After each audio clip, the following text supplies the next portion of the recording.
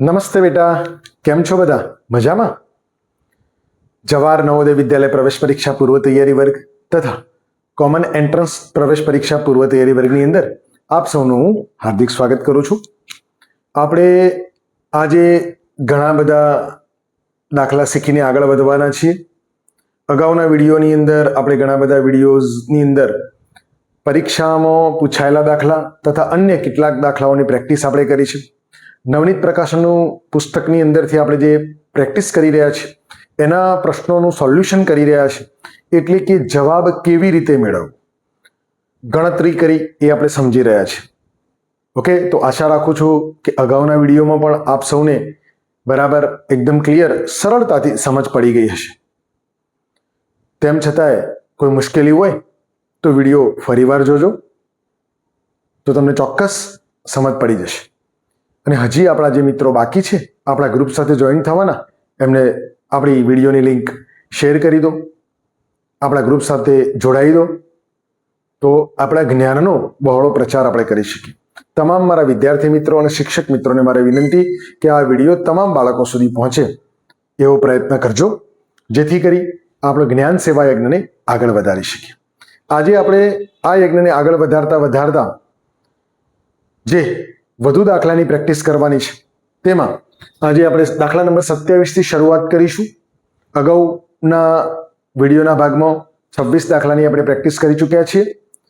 જે મિત્રોએ હજી સુધી જોયા ના હોય કે નોટબુકમાં નોંધ ન કરી હોય તે નોટબુકમાં નોટ કરજો અને અગાઉના વિડીયો પણ જોઈ લેજો. તો આપ સૌ તૈયાર હશો આજના વિડીયો માટે? આજની નોટબુકની અંદર નોંધ કરવા માટે તો તમે પેન, પેન્સિલ, રબર સાથે તમારી નોટબુક સાથે તૈયાર હશો? તો શરૂઆત કરીએ. ઓકે, પ્રશ્ન નંબર 27. 16 ચોરસ સેન્ટીમીટર ક્ષેત્રફળ ધરાવતા ચોરસની પરિમિતિ કેટલી થાય? તો અહીં બેટા આપણે આકારનો પ્રકાર આપી દીધો છે કે ચોરસ આકૃતિ છે અને ચોરસની પરિમિતિ શોધવાની છે, પરંતુ ક્ષેત્રફળ આપેલું છે. તો સૌથી પહેલા આપણે યાદ કરવું પડશે કે ચોરસની પરિમિતિનું સૂત્ર શું? બરાબર યાદ રાખજો. અહીંયા સૌથી ઉપર આપણે લખીએ છીએ ચોરસની પરિમિતિ બરાબર એટલે કે ચારે બાજુઓનો સરવાળો, એટલે કે ચોરસની 4 બાજુ એટલે કે લંબાઈ. તો 4 વખત લંબાઈ, આવું સૂત્ર છે. આપણી પાસે 4 છે, પરિમિતિ શોધવા માટે લંબાઈ આપેલી છે ના. તો આપણે આ લંબાઈ શોધવા માટે સૌથી પહેલા કેવી રીતે શોધીશું? તો આપણી પાસે શું આપેલું છે? ચોરસનું ક્ષેત્રફળ. તો અહીં આપણે શોધીએ છીએ ચોરસનું ક્ષેત્રફળ. બરાબર સમજો, ક્ષેત્રફળનું સૂત્ર શું છે? તો લંબાઈ ગુણ્યા લંબાઈ. આ લંબાઈ ગુણ્યા લંબાઈનો મતલબ શું? તો લંબાઈનો વર્ગ. ક્ષેત્રફળ બરાબર ચોરસનું ક્ષેત્રફળ બરાબર લંબાઈનો વર્ગ. આવું આપણે ભણી ચૂક્યા છીએ. અગાઉ પણ દાખલાઓની અંદર આની ચર્ચા આપણે કરી ચૂક્યા છીએ કે આપણે લંબાઈ શોધવાની છે. ઓકે, અહીં લંબાઈનો વર્ગ, પણ લંબાઈ તો આપેલી નથી, ક્ષેત્રફળ આપેલું છે. તો ક્ષેત્રફળની અંદર લખીએ આપણે 16 ચોરસ સેન્ટીમીટર અને લંબાઈનો વર્ગ. હવે આ વર્ગ જમણી બાજુથી ડાબી બાજુ આવશે તો શું બની જશે? વર્ગ મૂળ બનાવવું પડશે. એનું મૂળ કયું? આ 16 નું મૂળ કયું? 16 કેવી રીતે આવ્યા?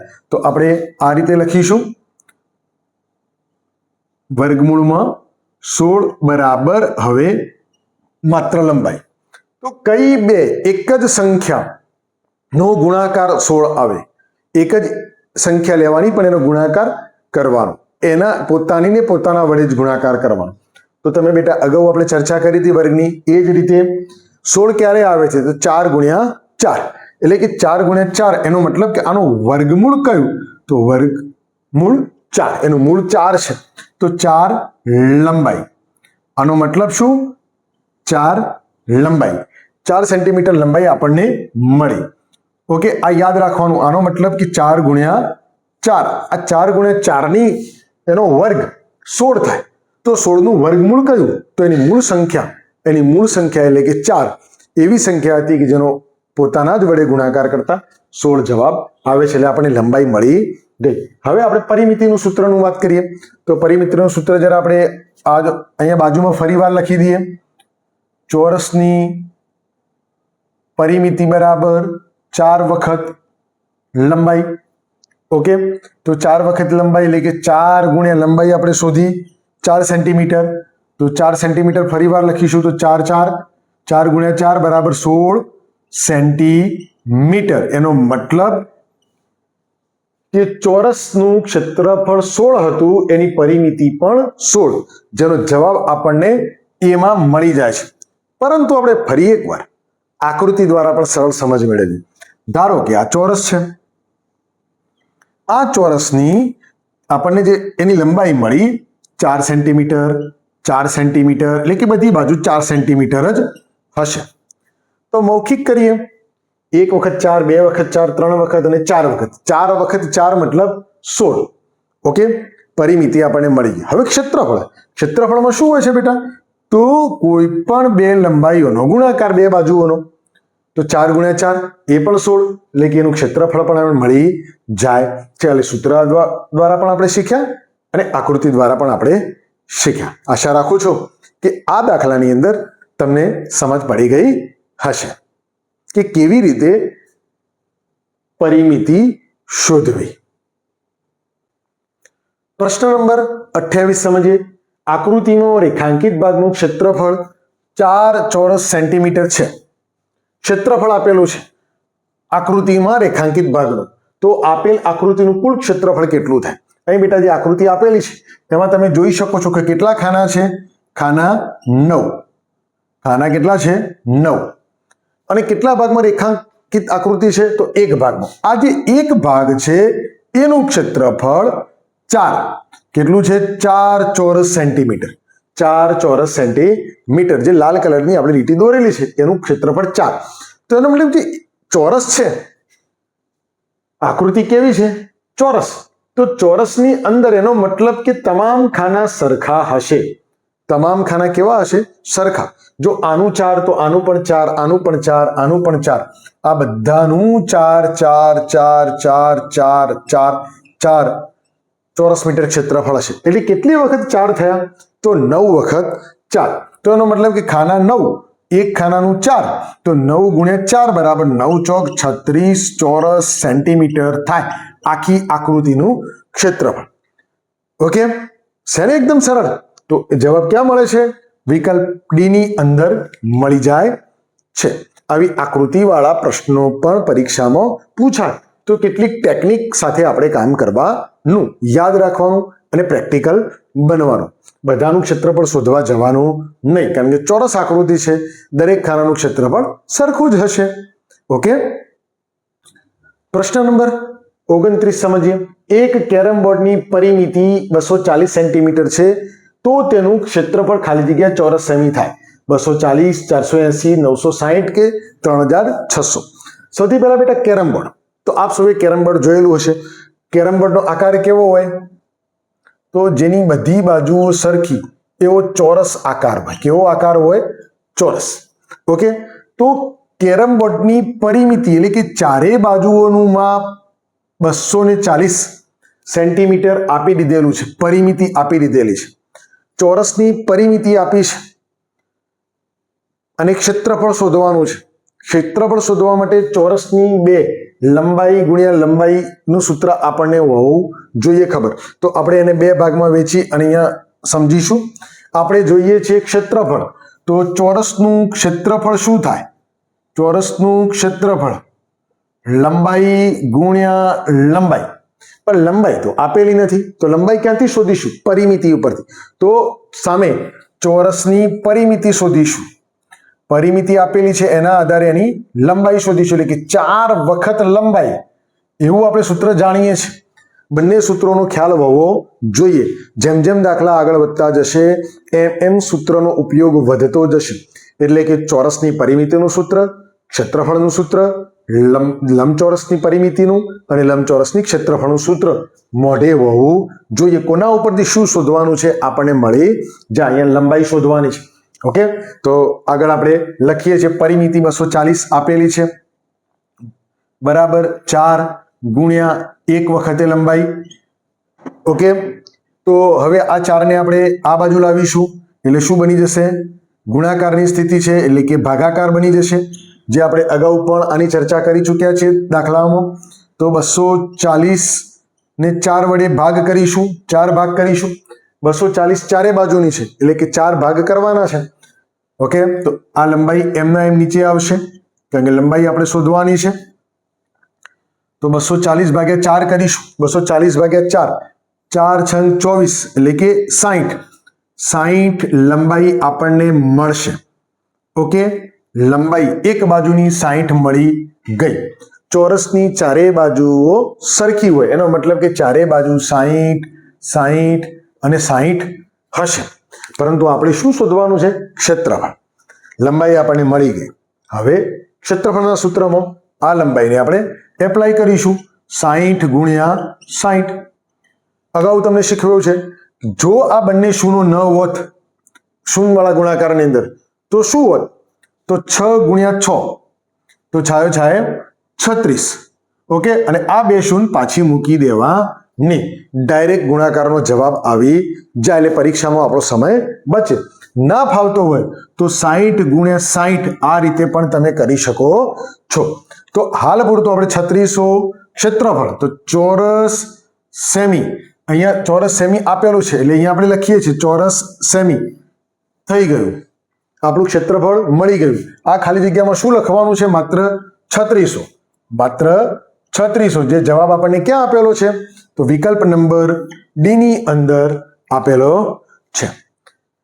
આ દાખલા ઉપર બેટા તમને સમજણ પડી ગઈ છે કે ફરી એકવાર કહું કે દાખલાની રકમ વાંચવાની, સમજવાની, શું શોધવાનું છે, શું આપેલું છે અને કેવી રીતે શોધાશે એટલો તમને ખ્યાલ આવે પ્રશ્નોના જવાબ તો ઓટોમેટિકલી જવાબ મળી જશે. ઓકે, પ્રશ્ન નંબર 30 સમજીએ બેટા.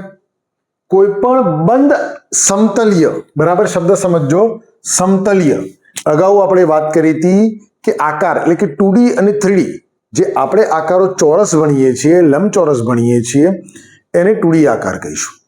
જ્યારે 3D આકાર એટલે કે ઘન જેની 3 બાજુઓ દેખાતી હોય એને 3D કહેવાય.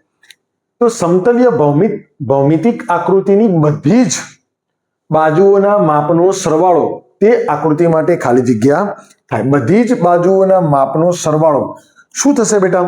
કોઈ પણ સૂત્ર હોય, લંબચોરસ હોય ચાહે કે ચોરસ હોય કે ચાહે પંચકોણ હોય કે ત્રિકોણ હોય, પણ એની બધી જ બાજુઓના માપનો સરવાળો તો એ આકારની પરિમિતિ થઈ. શું થયું? પરિમિતિ કહેવાશે. તો કયો વિકલ્પ આપણી માટે સાચો છે? વિકલ્પ નંબર બી. ખાલી જગ્યામાં શું લખાશે? પરિમિતિ. અહીંયા આપણે એટલા માટે લખીએ છીએ, બાકી પરીક્ષામાં તમારે લખવાની જરૂરિયાત નથી. પરીક્ષામાં તમારે વિકલ્પ સિલેક્ટ કરવાનો આવશે, એના ઉપર ગોળ ટપકું કરવાનું આવશે. આ ટપકું તમે કાળી પેનથી કે વાદળી પેનથી કોઈ પણ પ્રકારની પેનથી કરી શકો છો, બંનેમાંથી કોઈ એક. ઓકે, એ જ રીતે થિયરિકલ પ્રશ્ન છે. પ્રશ્ન નંબર 31. કોઈ પણ બંધ આકૃતિ સપાટી ઉપર રોકેલી જગ્યાને, રોકેલી જગ્યા બરાબર આ જ શબ્દને સમજવાનો છે. રોકેલી જગ્યાના માપને તે આકૃતિનું શું કહેવાય? જો બધી બાજુના માપના સરવાળાને પરિમિતિ કહેવાય તો આકૃતિ રોકેલી જે જગ્યા છે એને શું કહીશું બેટા? આપણે આ ચેપ્ટરના પહેલા વિડીયોની અંદર થિયરિકલ બાબતો, યાદ રાખવાની બાબતો સમજી ચૂક્યા છે. છતાં યાદ ન હોય તો વિડીયો નંબર 1 ભાગ નંબર 1 જોજો, તમને ચોક્કસ એમાં સમજણ પડશે. એટલે કે રોકેલી જગ્યાને ક્ષેત્રફળ કહીશું. શું કહીશું? ક્ષેત્રફળ. તો બાજુઓના માપના સરવાળાને પરિમિતિ અને રોકેલી જગ્યાના માપને ક્ષેત્રફળ. ઓકે, યાદ રાખશો. પ્રશ્ન નંબર 32 સમજીએ. આલેખપત્રમાં એક ખાનાનું માપ સેન્ટીમીટરમાં છે. આલેખપત્ર એટલે કે તમે તમારી પુસ્તકની અંદર પણ બેટા જે ચોરસ ખાનાવાળા આપેલા છે આકૃતિ 1 સેન્ટીમીટરની એને આલેખપત્ર કહીશું. એ સિવાય આલેખપત્ર તમારે બજારમાં જે સ્ટેશનરીની દુકાનમાંથી પણ મળતો હોય છે. તો એ આલેખપત્રમાં એક ખાનાનું માપ 1 સેન્ટીમીટરમાં છે અને એનું માપ 1 સેન્ટીમીટરમાં જ હોય છે. 1 સેન્ટીમીટર, બધી બાજુઓ 1 સેન્ટીમીટર, ચારે બાજુઓ 1 સેન્ટીમીટર, બરાબર યાદ રાખજો. તો તેનું ક્ષેત્રફળ ખાલી જગ્યામાં લખાય. ક્ષેત્રફળની વાત કરવામાં આવી છે કે ક્ષેત્રફળ શોધીએ તો ક્ષેત્રફળનો એકમ કયો લખવો, સેન્ટીમીટર લખવો કે ચોરસ સેન્ટીમીટર લખવો? તો બેટા ક્ષેત્રફળની અંદર 2 સેમીનો એક વખત સેન્ટીમીટર ગુણ્યા બીજી વખત સેન્ટીમીટર એવી બાબતોનો ગુણાકાર થતો હોય છે, બરાબર. સેન્ટીમીટર ગુણ્યા સેન્ટીમીટર કહેવાય છે. તો એનો મતલબ કે સેન્ટીમીટર ગુણ્યા સેન્ટીમીટર, તો ચોરસ સેન્ટીમીટર જવાબ લખાય. એટલે કે આપણે વિકલ્પ બી આપણો સાચો જવાબ છે. પરંતુ ચોરસ સેન્ટીમીટરની જગ્યાએ જો સેન્ટીમીટરનો વર્ગ આપેલો હોય તો આ પણ જવાબ સાચો છે. યાદ રાખજો, અહીં વિકલ્પમાં નથી આપ્યો, પરંતુ આપેલો હોય તો આ પણ યાદ રાખવાનો. સેન્ટીમીટર, જો માપ સેન્ટીમીટરમાં આપેલું હશે તો જવાબ ચોરસ સેન્ટીમીટર હશે. જો માપ મીટરમાં આપેલું છે તો જવાબ ચોરસ મીટરમાં હશે. ઓકે, બહુ સરસ મજાના દાખલા સાથે આગળ વધીએ. પ્રશ્ન નંબર 33. એક લંબચોરસની લંબાઈ 15 સેન્ટીમીટર તથા પહોળાઈ 5 સેન્ટીમીટર છે તો તેની પરિમિતિ કેટલા સેન્ટીમીટર થાય? શું તમને અહીંયા લંબચોરસ આપ્યું છે તો લંબચોરસની પરિમિતિ એટલે કે ચારે બાજુઓના માપનો સરવાળો. ઓકે, પરંતુ અહીંયા કોઈ પણ 2 જ બાજુઓ આપેલી છે, એક બાજુની લંબાઈ અને એક બાજુની પહોળાઈ. તો શું તમે એના આધારે આકૃતિની મદદથી અને સૂત્રની મદદથી પરિમિતિ શોધી શકશો? હા કે ના? ઘણા બાળકો હા કહે છે. તો કેવી રીતે શોધાશે? અને જે ના કહે છે એમના માટે અહીંયા આપણે શીખીએ કે કેવી રીતે શોધાશે. અહીં એવું કહે છે કે અહીંયા હું એક નાનો લંબચોરસ દોરું છું. સમજજો, આ લંબચોરસ જેની એક બાજુની લંબાઈ 15 અને પહોળાઈ 5 સેન્ટીમીટર છે. તો એનો મતલબ કે સામેની બાજુ પણ 15 હશે અને અહીં પણ 5 હશે. સામેનું સેમ ટુ સેમ. ઓકે, આનું સેમ ટુ સેમ. આ રીતે 15 ને 15 30 અને 5 ને 5 10. જવાબ આવશે 40 સેન્ટીમીટર. મળી જાય છે આપણે વિકલ્પ બી ની અંદર. પરંતુ શું આ માત્ર કોમન એન્ટ્રન્સ ટેસ્ટ માટે કે જવાહર નવોદય વિદ્યાલયની પ્રવેશ પરીક્ષા માટે થયું? પરંતુ શું આવો દાખલો આપણી પરીક્ષામાં એટલે કે સત્રાંત કે વાર્ષિક પરીક્ષામાં પૂછાય તો શું આ ચાલે? તો ન ચાલે. એના માટે ગણતરી જરૂરી છે. તો કેવી રીતે ગણતરી કરીશું એ સમજીએ. આ એક રીત થઈ. હવે આપણી ગાણિતિક પદ્ધતિથી તો લંબચોરસની પરિમિતિ શોધવાની છે. તો પરિમિતિ મતલબ શું? તો આ એક વખત લંબાઈ, બીજી વખત લંબાઈ, એક વખત પહોળાઈ, બીજી વખત પહોળાઈ. તો 2 વખત આ યાદ રાખવાનું. 2 વખત લંબાઈ અને 2 વખત પહોળાઈ. તો કૌંસની અંદર 1 વખત લંબાઈ લખવાની વત્તા 1 વખત પહોળાઈ. ઓકે, એટલે એનું સૂત્ર આવું હોય છે, 2 ગુણ્યા લંબાઈ વત્તા પહોળાઈ, પરંતુ કૌંસમાં યાદ રાખવાનું. તો એની અંદર આપણે સૂત્રની અંદર લખીએ 2 ગુણ્યા લંબાઈ, કૌંસની અંદર લંબાઈ 15 સેન્ટીમીટર વત્તા પહોળાઈ 5 સેન્ટીમીટર. આ બંનેનો સરવાળો કરીશું. તો 2 વખત 5, 15 ને 5 20. તો 2 વખત 20. તો 20 દુ 40 સેન્ટીમીટર. પરિમિતિનો જવાબ સેન્ટીમીટરમાં જ આવે. એ માપ છે, ક્ષેત્રફળ નથી, એ લંબાઈ છે. ઓકે, ચારે બાજુઓની લંબાઈના માપનો સરવાળો સેન્ટીમીટર. તો જવાબ ક્યાં મળે છે? વિકલ્પ બી ની અંદર મળી જાય છે. આવો દાખલો પરીક્ષામાં ગણીએ ત્યારે એના 3 માર્ક કે 2 માર્ક મળે. ઓકે, પરંતુ કોમન એન્ટ્રન્સ ટેસ્ટની અંદર આપણે ડાયરેક્ટ આ રીતે પણ શોધી શકીએ છીએ, આ રીતે પણ શોધી શકીએ છીએ. તમને જે ટેકનિક ફાવે એ ટેકનિકનો તમે ઉપયોગ કરજો.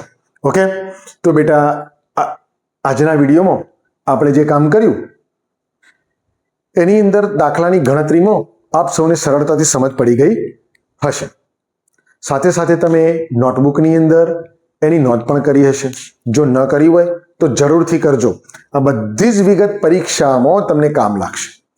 પરીક્ષા વખતે જ્યારે તમે તમારી નોટબુક ફેંદશો અને ફંફોશશો એટલે તમને તરત તમારું જ્ઞાન તાજું થઈ જશે.